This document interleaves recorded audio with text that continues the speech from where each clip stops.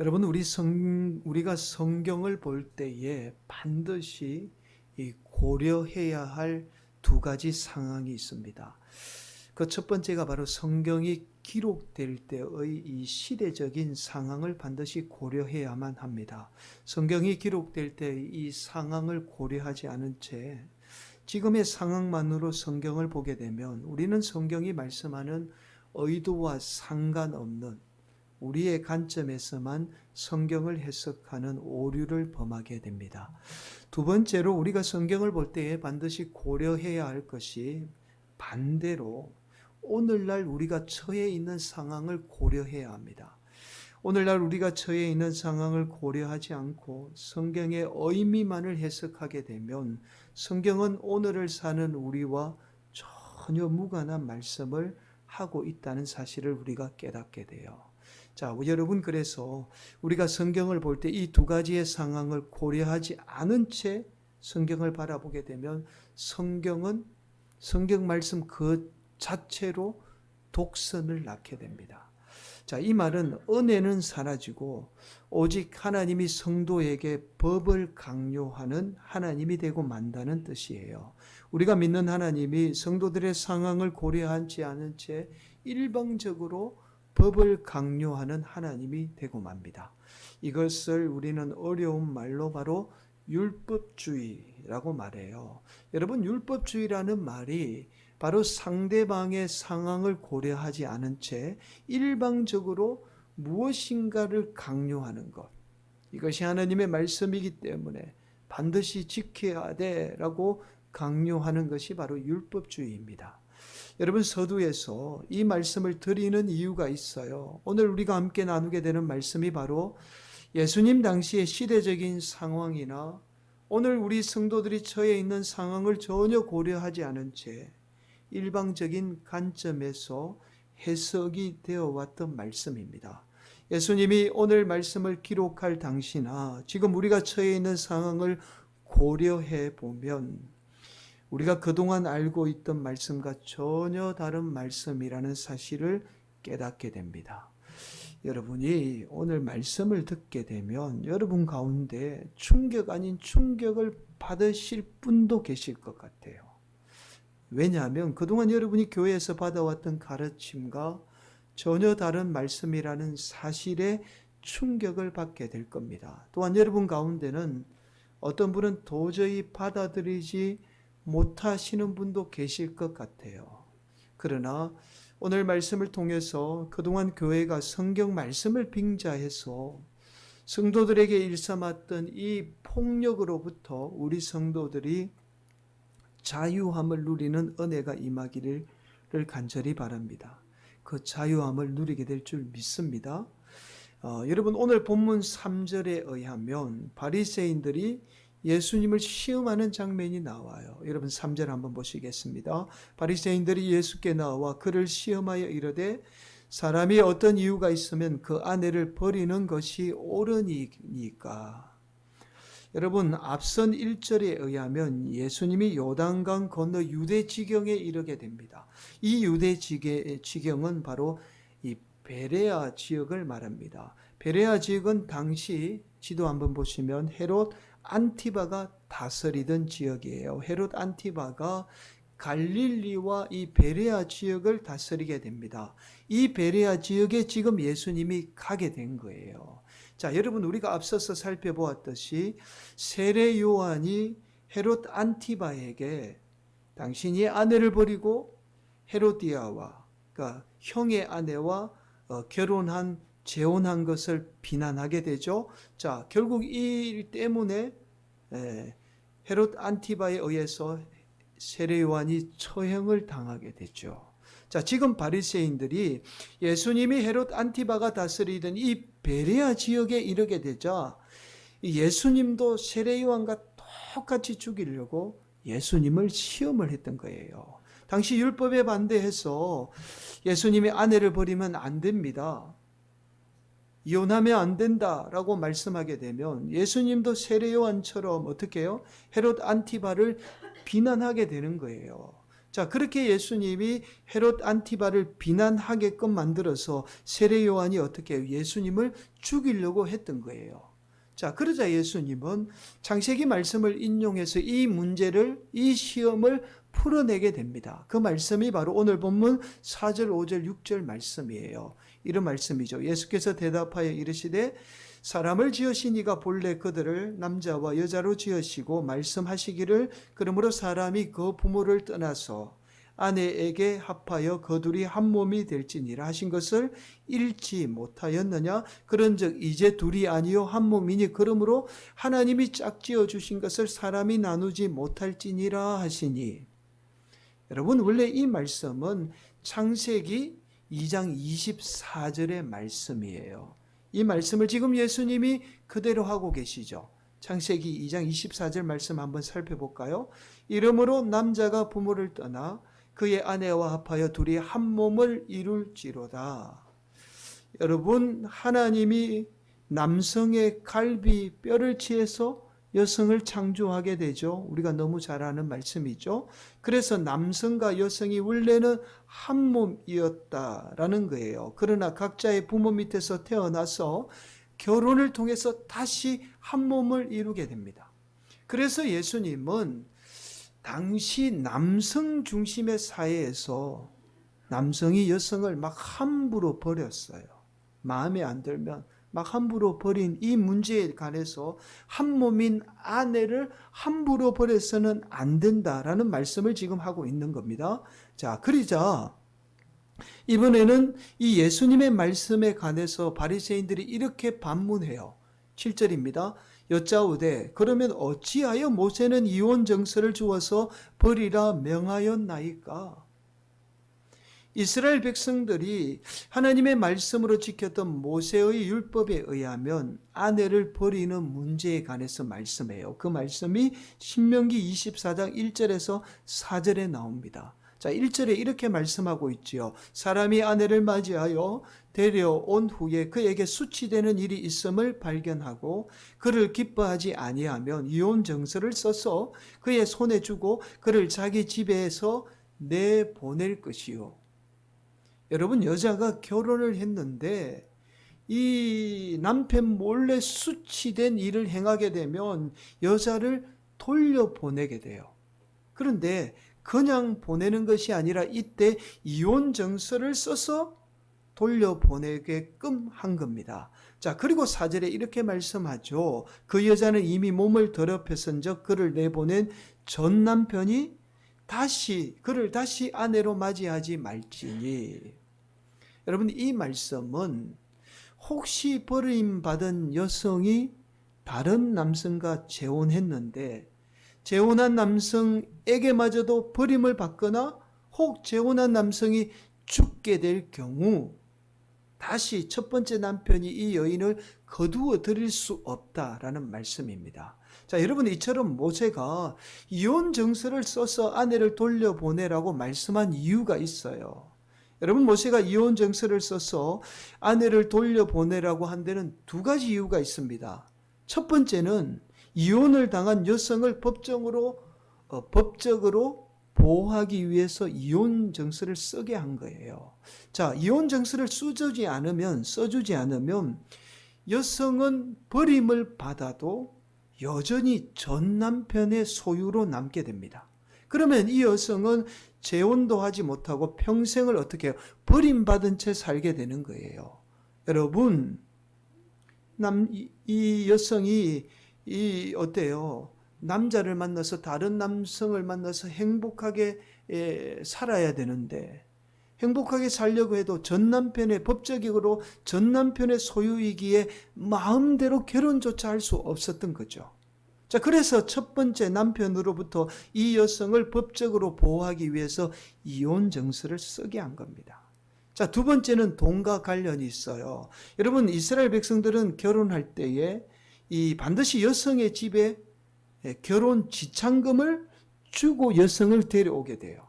여러분, 마치 물건을 사듯이 반드시 어떻게 해요? 돈을 주고 여성을 데려오게 되는 겁니다. 그런데 이 여성을 다시 집으로 돌려보내게 되면 어떤 일이 발생하죠? 내가 준 지참금 다시 돌려도 막 이런 일이 일어나게 되잖아요. 그래서 이혼 증서를 쓰게 해서 다시 돈을 돌려받지 못하도록 이혼 증서를 쓰게 한 겁니다. 자, 또 하나, 만약에 이 여성이 재혼해서 재혼한 남편이 죽고 재혼한 남편으로부터 많은 유산을 물려받게 되면 첫 번째 남편이 법적인 남편이기 때문에 이 여성이 물려받은 유산에 대해서 빼앗아 가지 못하도록 법적으로 보호를 하기 위해서 이혼 증서를 쓰게 한 거예요. 여러분 이해가 되시죠?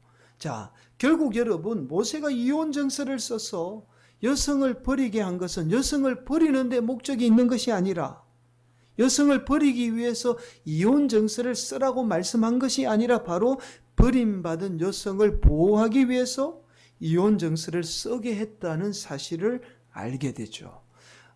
그래서 예수님이 오늘 보면 8절에 이렇게 말씀하고 있는 거예요. 예수께서 이르시되 모세가 너희 마음의 완악함 때문에 아내 버림을 허락하였거니와 본래 그렇지 아니하니라.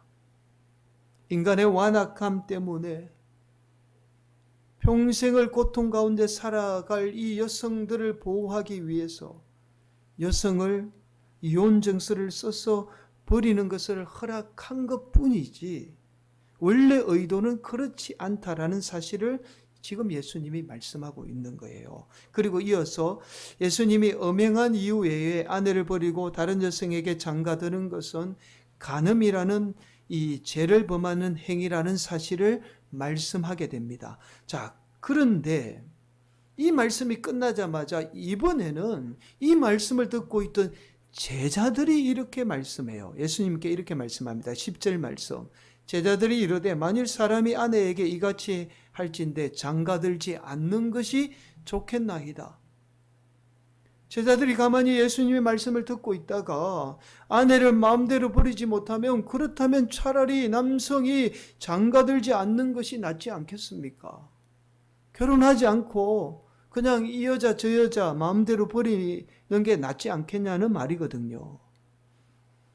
여러분 제자들의 모습을 통해서 당시 남성들이 여성에 관해서 얼마나 왜곡된 시선을 가지고 있었는지를 잘 알 수 있습니다. 자, 그러나 예수님은 특별한 이유가 있지 않는 한은 결혼할 것을 말씀해요. 그 말씀이 바로 11절과 12절에 나오는 어떤 성적인 문제에 관한 말씀이죠. 특별히 결혼할 수 없는 문제를 타고난 사람들이 있잖아요. 그 사람들이 아니고는 결혼하는 것이 하나님의 뜻이라는 사실을 말씀합니다. 그리고 이어서 짧은 본문이지만 아주 중요한 말씀이에요. 오늘 말씀을 뒷받침하는 중요한 말씀을 합니다. 그 말씀이 바로 어린아이에게 안수하는 것을 금하지 말라는 예수님의 말씀이죠. 여러분 오늘 본문의 말씀은 처음에 바리새인의 시험에서 시작된 말씀이 차츰 이 제자들의 문제로 발전하고 있다는 사실을 발견하게 됩니다. 즉 이 말은 당시 시대적인 문제뿐만 아니라 여전히 예수님을 따르는 제자들마저도 시대적인 영향을 받아 이러한 문제가 만연해 있다는 사실을 말씀하고 있어요. 즉 오늘날 우리 성도들 가운데도 이러한 잘못된 생각들이 만연해 있다는 사실을 말씀하고 있습니다. 여러분 오늘 본문의 말씀을 제대로 이해하기 위해서는 서두에서 말씀을 드렸듯이 반드시 예수님 당시의 시대적인 상황을 고려해야 합니다. 예수님 당시 앞서서 살펴본 모세의 율법인 아내를 버리는 문제에 관해서 두 학파 간의 다른 해석을 내놓게 됩니다. 그래서 이 문제로 인해서 예수님 당시에 많은 사회적인 갈등을 빚게 돼요. 당시 두 학파 가운데에 이 삼마이 학파가 있어요. 여러분 삼마이 학파는 앞서서 살펴본 모세의 율법인 신명기 24장 1절에서 수치되는 이 일을 음행한 일로 한정을 짓고 있습니다. 아내가 다른 남성과 음행하게 되면 이 일이 남편에게 수치가 된다고 해서 아내를 버릴 수 있었어요. 반면에 당시 많은 남성의 지지를 받고 있던 힐렐 학파는 이 수치되는 일에 대해서 많은 부분에 학대해서 해석을 하게 됩니다. 즉 아내가 남편을 위해서 음식을 준비하다가 음식을 망쳐도 남편에게 수치를 준다고 생각했어요. 그래서 아내가 남편을 위해서 준비한 음식이 조금만 마음에 들지 않아도 아내는 남편으로부터 버림을 받게 되는 빌미를 제공하게 됩니다. 여러분, 심지어는요, 남편이 아내보다 더 아름다운 여성을 발견해도 남편은 아내를 버릴 수 있었어요. 여러분, 놀랐죠? 왜냐하면 남편이 아내를 더 기뻐하지 않는 것은 곧 남편에게는 수치스러운 일이 될 수도 있었던 거예요. 여러분, 만약에 여러분이 남성이 지배하는 사회에서 사는 남성이라면 여러분, 어떤 학파의 주장을 더 따르겠습니까? 당연히 당시에 많은 남성이 힐렐 학파의 주장을 따르며 힘없는 여성을, 수많은 여성들을 길거리에 나앉게 해서 고통 가운데 살게 했던 거예요. 여러분, 우리나라만 해도 한 50년 전만 해도, 50년 전이면 1970년대잖아요. 1970년대만 해도 혹 여성이 남성의 어떠한 이유로부터 이혼한다는 것은 상상조차 할 수 없는 일이에요. 여성이 물건과 조금 가장을 해서 물건과 비슷하게 취급을 받던 시대였습니다. 아마도 남편에게 문제가 있어서 여성이 이혼한다고 하면 그 여성은 신여성이라고 해서 신문에 날 일이에요. 여러분, 얼마 전까지만 해도 우리가 그런 시대에 살았습니다. 이런 시대에 여성이 남성과 이혼한다는 것은 도저히 상상조차 할 수 없는 일이에요. 하물며 예수님 당시는 2000년 전이에요. 여러분, 2000년 전에 우리나라가 어떤 시대인 줄 아십니까? 삼국시대 이전이에요. 조선시대도 아니고 삼국시대 이전이에요. 이전에 여성이 남성과 이혼한다는 것은 상상할 수 없는 일이에요. 어디 감히 물건과 같이 취급받던 여성이 어떻게 남성과 이혼한다고 이야기할 수 있겠어요? 여러분, 결국 오늘 본문의 말씀은 지금 우리의 시대적인 상황에서 생각하면 마치 이혼하지 말라는 예수님의 말씀처럼 들릴 수 있습니다. 하나님이 짝지어준 결혼을 사람이 나눌 수 없다는, 이혼하지 말라는 말씀처럼 들릴 수 있죠. 그러나 적어도 예수님 당시에는 이혼에 관한 말씀이 아니라 바로 당시 사회의 약자인 여성이 남성에 의해서 일방적으로 버림받는 문제에 관한 예수님의 말씀이라는 사실을 깨닫게 되죠. 그래서 앞서서 말씀을 드렸잖아요. 이 사실을 뒷받침해주는 말씀이 바로 앞서서 살펴본 어린 아이를 안수하는 문제에 관한 말씀이에요. 여러분, 단순히 어린 아이를 안수하는 문제에 관해서 말씀하고 있는 게 아니에요. 여러분, 당시 어린 아이들은, 특히 어린 여자들은요, 여자아이들은 여성과 비슷한 대우를 받았습니다. 여러분, 돈 주고 얼마든지 팔 수 있었어요. 여자아이들, 여성도 마찬가지잖아요. 그게 바로 어린아이였습니다. 이런 어린아이들에게 안수를 금했어요. 안수를 할 수 없었습니다. 그러나 예수님은 당시 사회의 약자인 여성이나 어린아이들을 한 몸과 같이, 내 몸과 같이 동등하게 대우해야 한다는 사실. 그래서 함부로 버려서는, 내가 조금 마음에 들지 않는다고 해서 함부로 버려서는 안 된다는 사실을 지금 말씀하고 있는 거예요. 여러분, 놀랍게도 예수님은 성경 어디에도 이혼에 관해서 말씀하지 않습니다. 오늘 말씀이 마태복음과 마가복음에만 유일하게 기록이 되어 있어요. 누가복음이나 요한복음, 예수님의 말씀을 기록한 복음서인 누가복음, 요한복음은 오늘 본문 자체도 기록하고 있지 않아요. 근데 마가복음도 마찬가지지만 이혼하지 말라는 말씀이 아닙니다. 마가복음도 오늘 본문과 똑같은 말씀을 하고 있어요. 결국 오늘 말씀은 이혼하지 말라는 예수님의 말씀이 아니라 철저하게 사회의 약자를 보호하라는 예수님의 말씀이죠.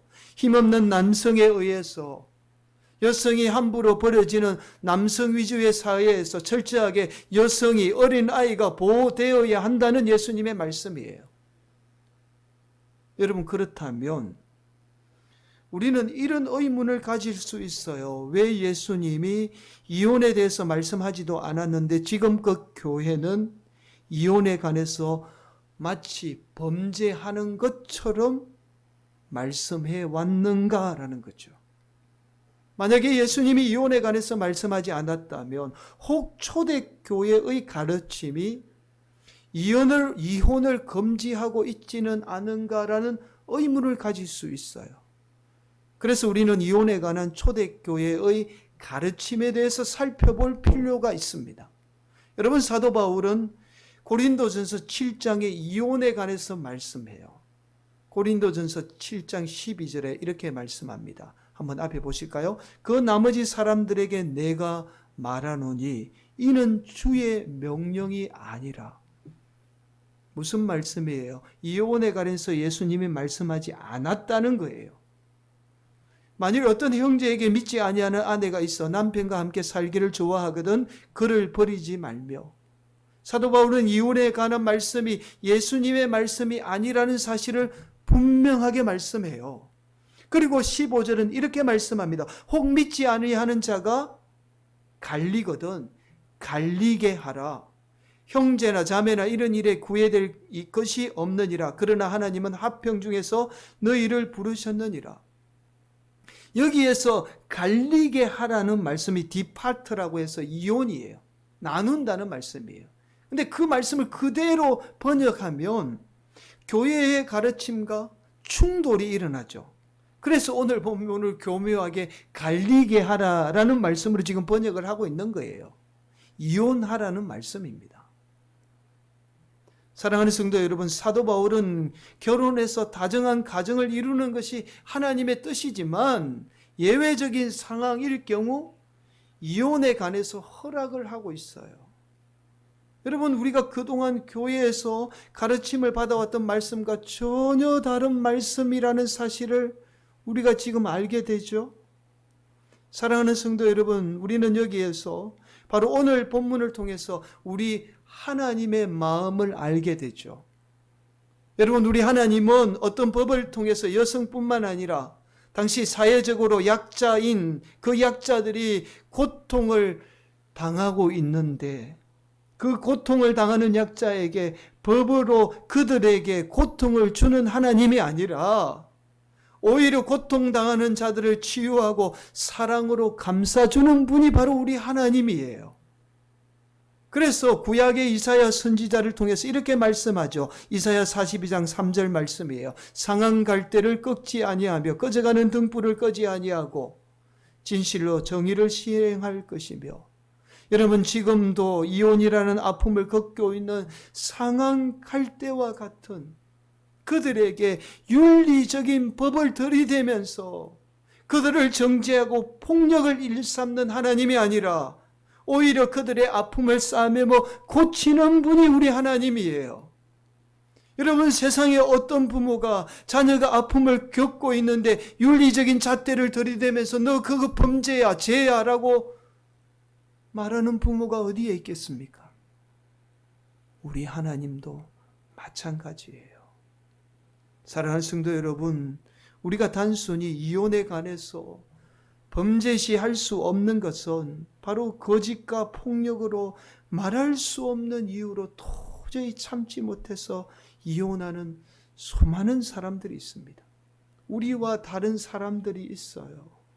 또한 사람마다 자라온 환경과 배경이 다르기 때문에 왜 참지 못할까라고 생각하지만 사람마다 자라온 배경과 환경이 다른 거예요. 단순히 생각할 문제가 아닙니다. 그러나 오늘날 교회는 오히려 이혼을 범죄시함으로 연약한 자녀들이 폭력에 노출되어 자녀들이 희생당하는 자녀들이 있어요. 목숨을 잃는 경우도 있습니다. 또한 더 많은 범죄를 양산하는 경우들을 보게 됩니다. 그래서 예수님이 오늘 본문에 이렇게 말씀하는 거예요. 여러분, 앞에 한번 보실까요? 이 말을 받을 만한 자는 받을지어다. 무슨 말씀일까요?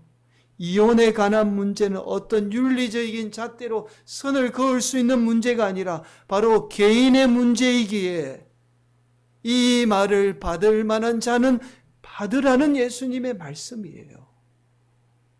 여러분, 결혼에 관해서 가장 잘 설명할 수 있는 것이 바로 자동차의 비유입니다. 여러분, 인간이 자동차를 만들 때는 인간이 자동차를 통해서 편안하고 행복하게 살기 위해서 자동차를 만들게 되죠.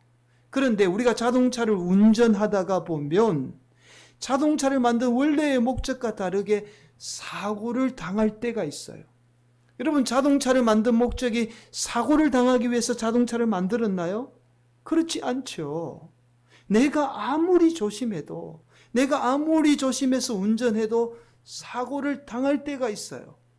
전혀 내 의지와 상관없이, 내 잘못과 상관없이 사고를 당하게 됩니다. 여러분, 결혼도 마찬가지예요. 하나님이 인간에게 결혼이라는 제도를 만들 때는 인간이 행복하게 살기 위해서 결혼을 만들었죠. 그러나 자동차가 원래 목적에 어긋나 사고를 당하듯이 우리의 결혼도 내 의지와 상관없이, 내 잘못과 전혀 상관없이 이혼을 하게 되는 그런 경우들이 일어나게 된다는 겁니다.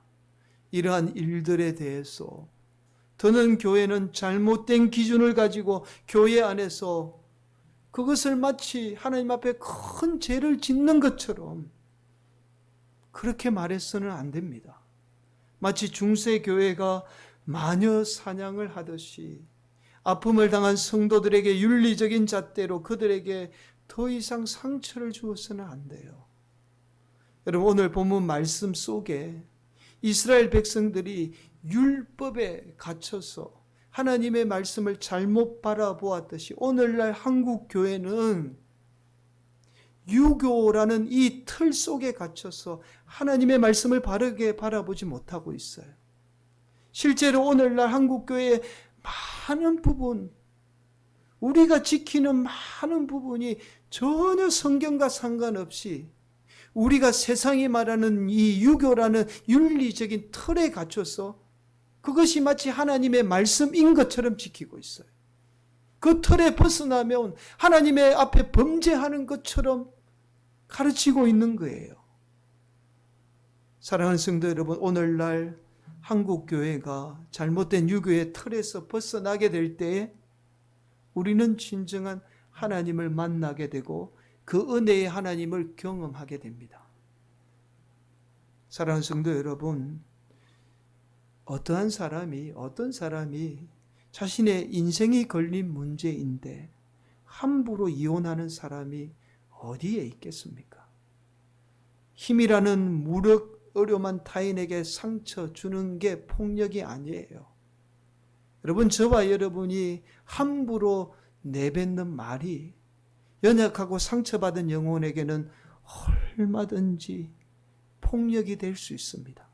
또한 교회는요, 성경이라는 미명하에 얼마든지 성도들에게 폭력을 일삼을 수 있어요. 사랑하는 성도 여러분, 오늘도 우리 성도들이 오늘 본문의 제자들처럼 성경의 기준으로 우리 성도들을 바라보지 않기를 바랍니다. 우리 성도들이 세상의 잣대로 성도를 바라보는 것이 아니라 하나님의 마음으로 그들을 바라보는 성도들이 되기를 간절히 바랍니다.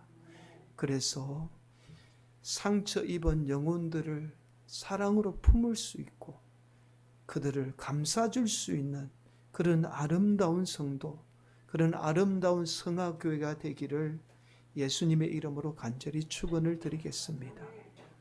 우리 가운데에 혹 이혼이 아니더라도 우리의 시선으로 성도를 바라보는 것이 아니라 하나님의 마음으로 성도들을 바라볼 수 있는 그런 시선을 갖기를 예수님의 이름으로 간절히 축원을 드리겠습니다.